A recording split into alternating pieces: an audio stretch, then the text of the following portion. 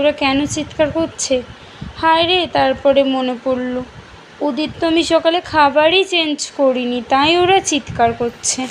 যেই বলা সেই কাজ, বাটিগুলোকে আস্তে আস্তে বার করে খাবারগুলোকে এবার আমি চেঞ্জ করব।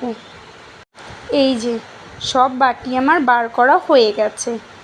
এবারে একটা থালায় সব খাবারগুলোকে ঢালবো, কারণ ওরা তো ওপর থেকে খেয়ে নিচের দিকে খাবারগুলো ফেলেই রাখে।